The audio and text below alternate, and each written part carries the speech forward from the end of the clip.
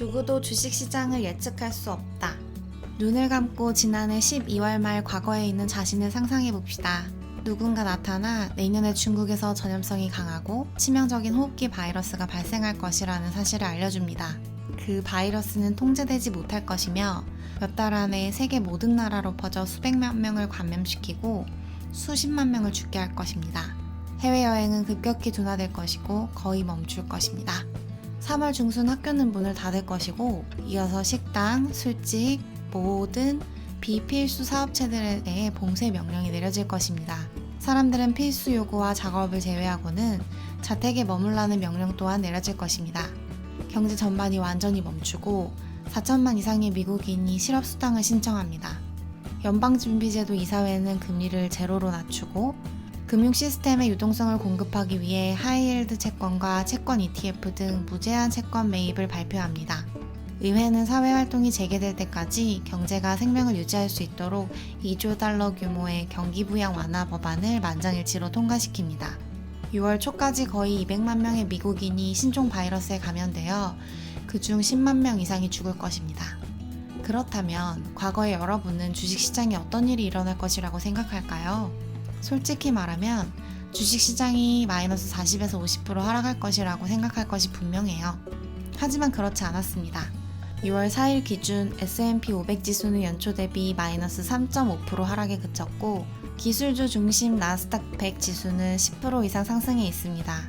그렇다고 모든 것이 장밋빛이라는 의미는 아닙니다. 소형주는 지금까지도 거의 마이너스 13% 하락했고 해외 주식은 거의 마이너스 11% 하락했습니다. 하지만 이 숫자 모두가 기대치를 엄청나게 넘어서는 것입니다.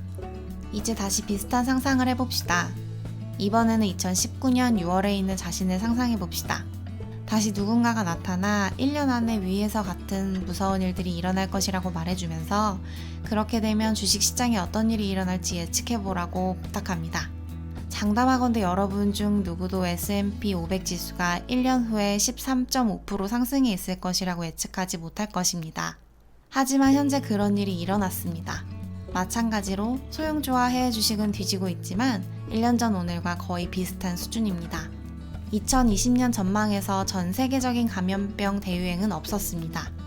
하지만 지금의 상황을 완벽하게 알고 있었더라도 누구도 지금의 주식시장을 예측하지는 못했을 것입니다.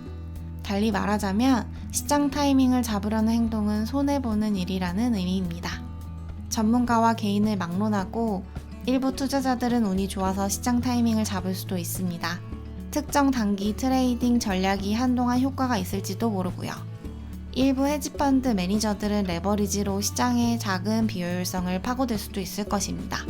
다만 규모가 커지고 다음 참여자들이 몰려들어 그 비효율성이 사라질 때까지 말입니다. 하지만 나머지 우리, 즉 대부분의 우리는 이제 시장 타이밍 잡기를 포기하고 평범하고 낡고 지루하지만 장기적인 자산 배분과 포트폴리오 다각화만이 유일하게 믿을 만한 투자 방법이라는 점을 인정할 때가 아닌가 싶습니다.